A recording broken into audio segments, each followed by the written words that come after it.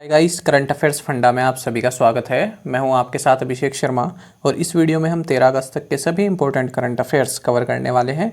हमेशा की तरह आप वीडियो को अंत तक जरूर देखिएगा, आज भी आपको काफ़ी कुछ जानने के लिए मिलेगा।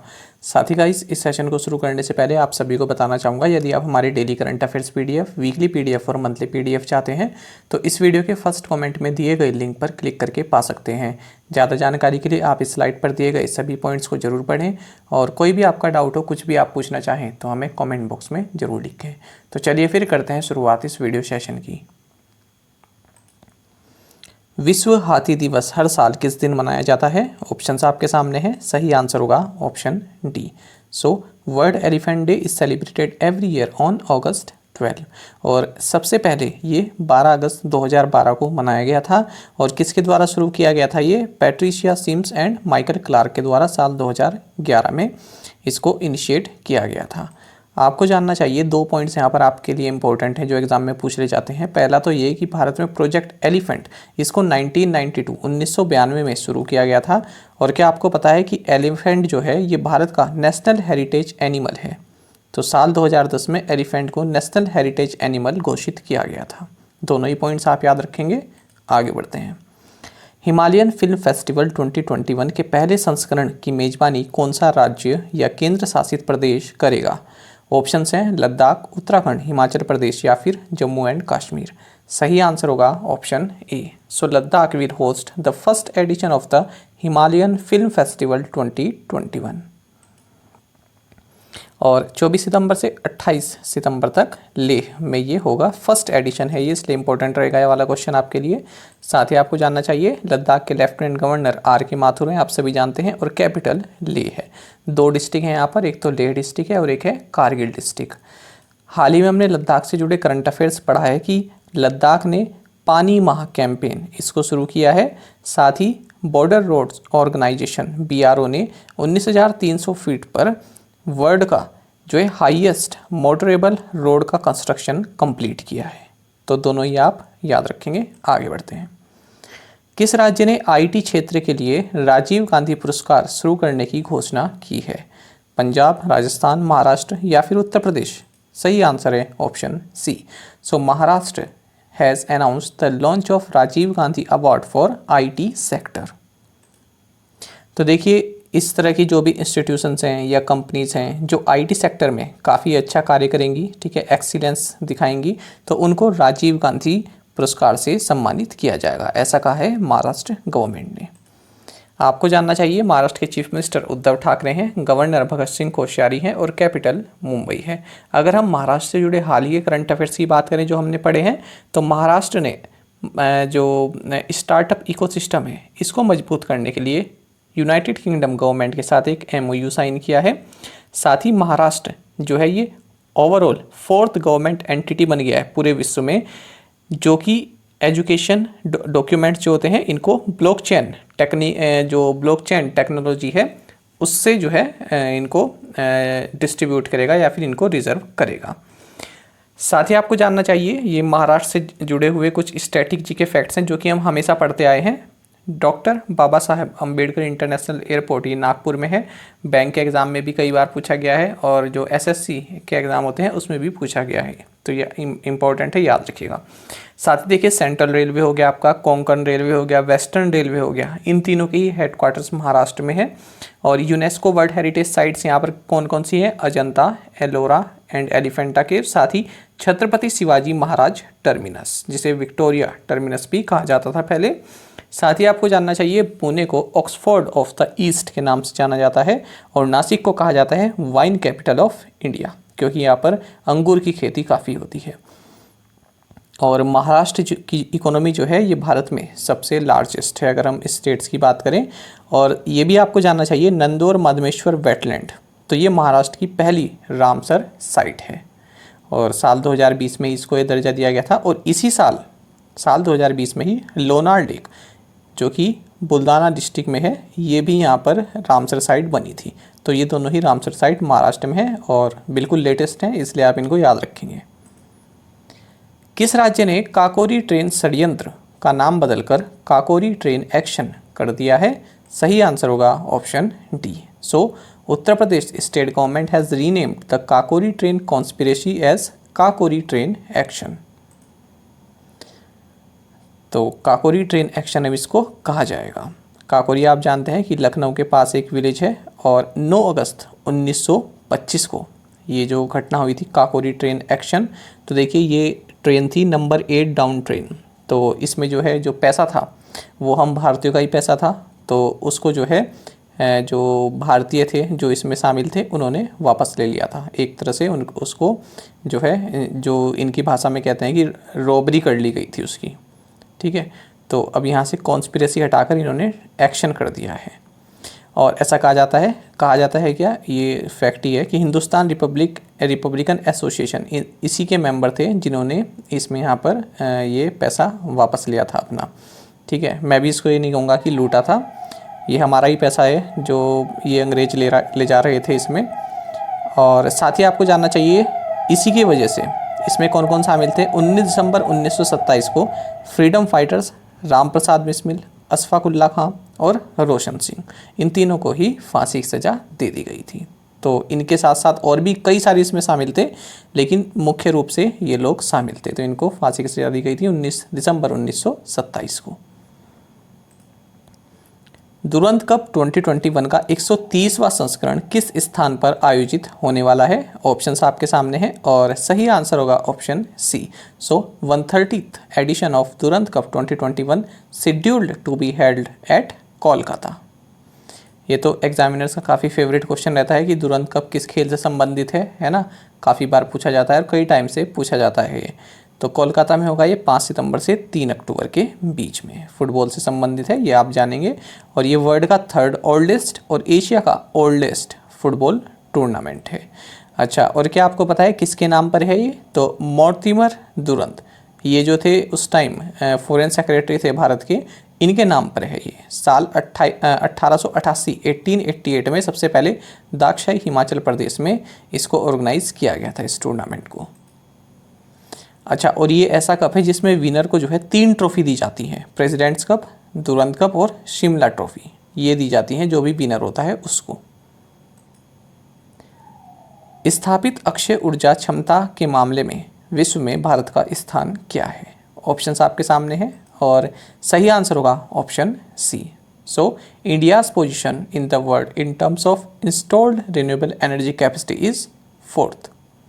रिन्यूएबल एनर्जी का मतलब क्या हुआ? जो क्लीन एनर्जी होती है, जैसे कि विंड सोर्स से हमें जो मिलता है, ठीक है, हाइड्रो पावर से जो हमें मिलता है, और सोलर पावर जो होती है, इन सभी को रिन्यूएबल एनर्जी बोला जाता है। तो देखिए भारत ने जो है 100 गीगावाट की जो भारत का टारगेट रहा है रिन्यूएबल एनर्जी प्राप्त करने का, तो वो जो है अब पूरा हो गया है। और साथ ही आपको जानना चाहिए अगर हम ओवरऑल बात करें पूरे वर्ल्ड में जो रिन्यूएबल एनर्जी कैपेसिटी है, तो उसमें भारत 4th पोजीशन पर है। और अगर हम सोलर एनर्जी की बात करें तो भारत 5th पोजीशन पर है। और अगर हम विंड एनर्जी की बात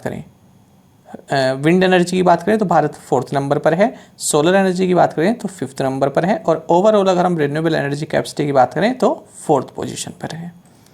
साथ ही आपको जानना चाहिए 2030 तक भारत ने लक्ष्य रखा है कि हम 450 गीगावाट की रिन्यूएबल एनर्जी प्राप्त कर लेंगे। तो ये इस तरह के जो टारगेट होते हैं ये काफ़ी इंपॉर्टेंट रहते हैं।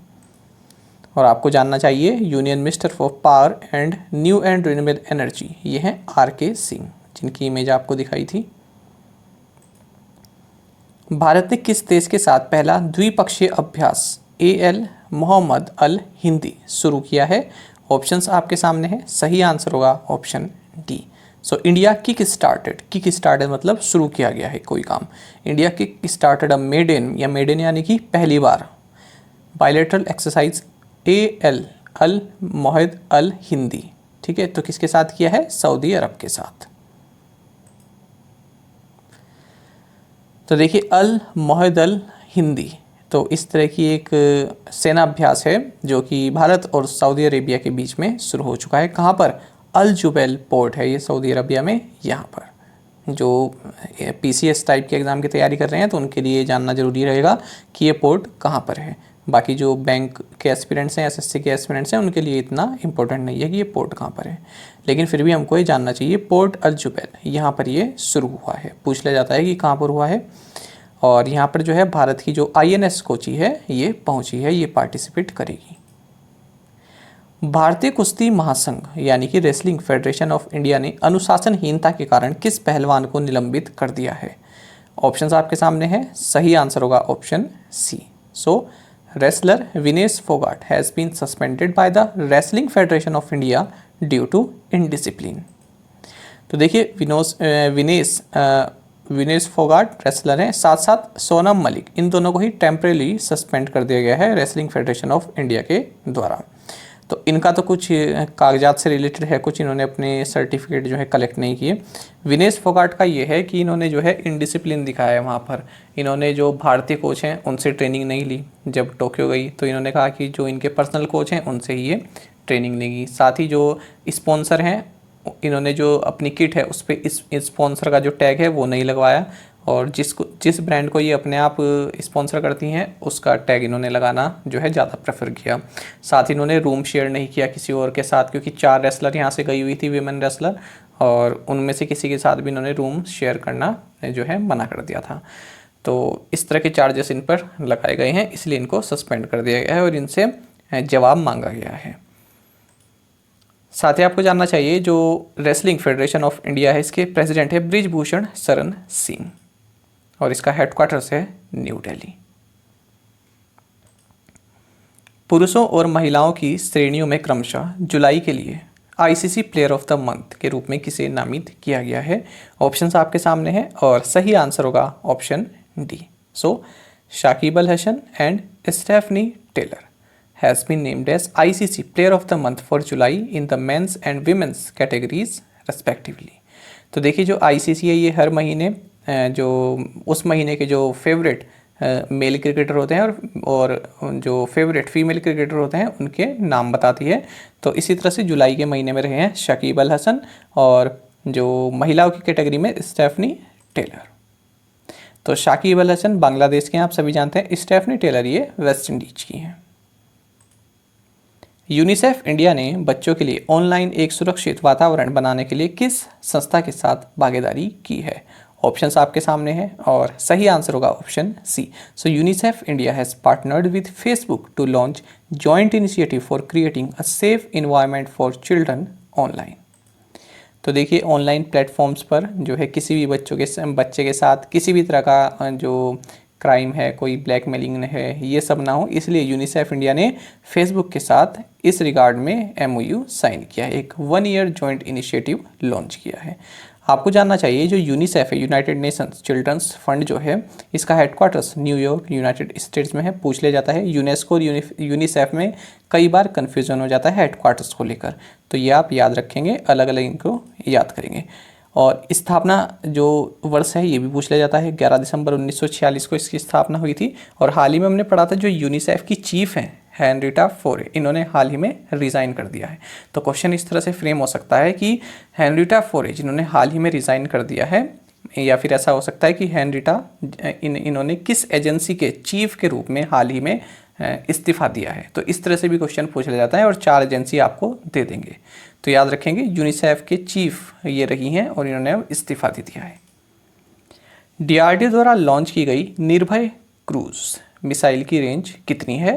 सही आंसर होगा option D. So Nirbhay cruise missile that has been launched by DRDO has a range of 1000 kilometre. तो देखिए defence research and development organisation इन्होंने 1000 किलोमीटर रेंज की निर्भय क्रूज मिसाइल को चांदीपुर टेस्टिंग फैसिलिटी उड़ीसा से यहाँ पर टेस्ट फायर किया है, यानी कि यहाँ से इसको परीक्षण किया है। आपको जानना चाहिए ये एक सबसोनिक मिसाइल है और इसकी जो स्पीड है ये 0.7 to 0.9 मैक है। अच्छा, आप यहाँ से देख सकते हैं कि ये जो मैक है, मैक नंबर क्या होता है? Object speed upon speed of sound, यानी कि ये मान लीजिए ऑब्जेक्ट जो है तो इसकी स्पीड जो है इसको डिवाइड करेंगे हम अगर हम साउंड की स्पीड से तो मैक स्पीड निकल जाती है। अच्छा ये देखिए अगर मैक स्पीड 1.0 से कम आता है मैक तो इसका मतलब सबसोनिक है, यदि 1 पे आता है तो यह है ट्रांसोनिक।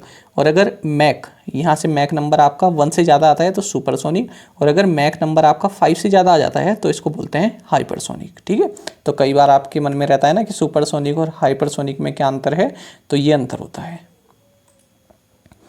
और ये जो है 2 स्टेज मिसाइल है, जिसमें कि फर्स्ट स्टेज में सॉलिड फ्यूल है और सेकंड स्टेज में लिक्विड फ्यूल है। निम्नलिखित में से किसने भारतीय सौर ऊर्जा निगम के साथ बिजली आपूर्ति के लिए बिजली खरीद समझौते पर हस्ताक्षर किए हैं? ऑप्शंस आपके सामने हैं और सही आंसर होगा option D. So ReNew power has signed a power purchase agreement for electricity supply with the solar energy corporation of India. तो solar energy corporation of India, इसके साथ जो है एक MOU साइन किया है पावर परचेज एग्रीमेंट का, यानी पावर खरीदने का, और राउंड द क्लॉक किया है। राउंड द क्लॉक का मतलब होता है फ्रेंड्स 24 घंटे 7 दिन, ठीक है, 24/7, इसका मतलब होता है राउंड द क्लॉक, ये भी आप ध्यान रखेंगे। अच्छा, साथ ही आपको सोलर एनर्जी कॉरपोरेशन के बारे में जानना चाहिए कि ये इकलौती ऐसी सेंट्रल पब्लिक सेक्टर अंडरटेकिंग या PSU है जो कि सोलर एनर्जी सेक्टर के लिए काम करती है। और MD एंड CEO कौन है इसके, solar energy corporation of India के? जतेंद्र नाथ स्वैन, और हेडक्वार्टर्स है इसका न्यू दिल्ली में। वर्ष 2021 के लिए अन्वेषण में उत्कृष्टता के लिए पदक किस मंत्रालय द्वारा प्रदान किया गया? ऑप्शंस आपके सामने हैं और सही आंसर होगा option C. So medal for excellence in investigation for the year 2021 was awarded by ministry of home affairs. तो देखिए, union home minister's medal for excellence in investigation for the year 2021 have been awarded to 152 police personnel. तो 120 police कर्मचारी जो हैं, इनको ये पुरस्कार, ये अवार्ड दिया गया है। इसकी शुरुआत सबसे पहले 2018 में की गई थी।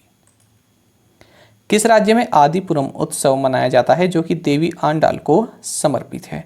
ऑप्शंस आपके सामने हैं और सही आंसर होगा option C. So Tamil Nadu state. Observe Adipuram festival that is dedicated to goddess Andal.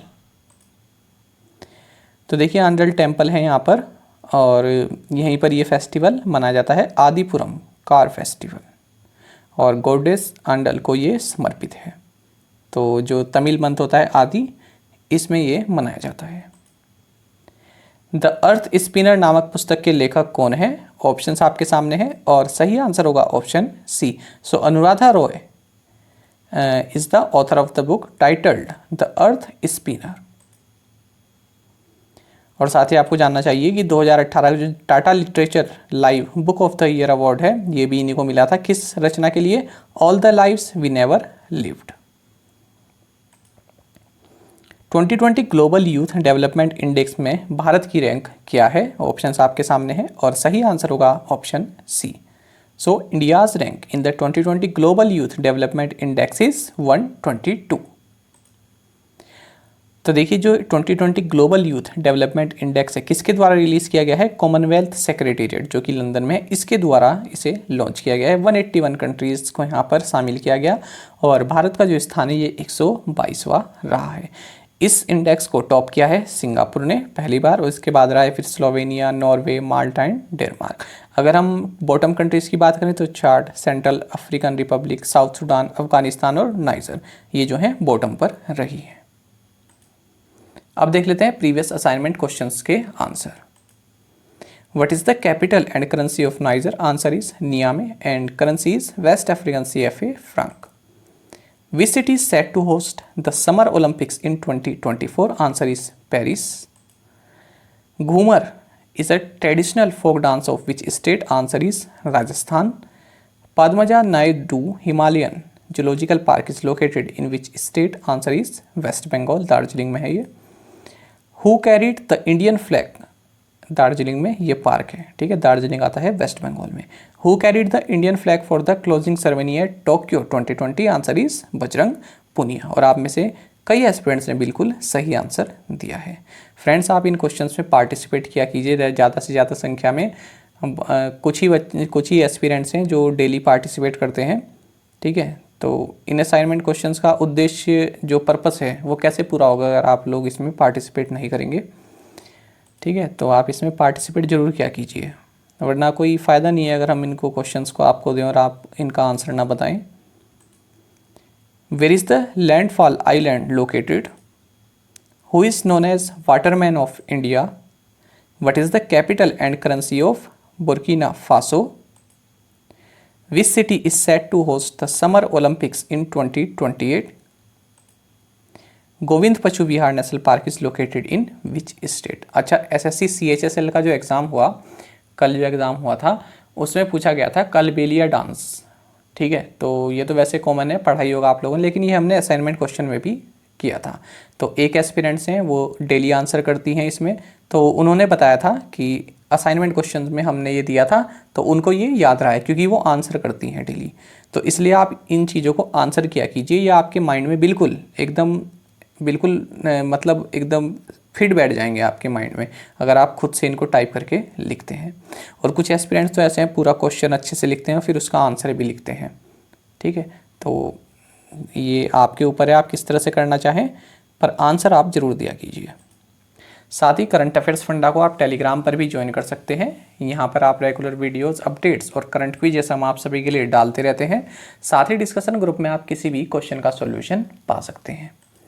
दोस्तों, यहाँ पर हमारे करंट अफेयर्स की प्लेलिस्ट दी गई है, इसको आप ज़रूर देखें और अपने दोस्तों के साथ जो भी फेलो एस्पिरेंट्स हैं उनके साथ हमारे करंट अफेयर्स को शेयर जरूर करें। आज का ये करंट अफेयर सेशन आपको कैसा लगा, कमेंट बॉक्स में ज़रूर बताइएगा। Thank you guys.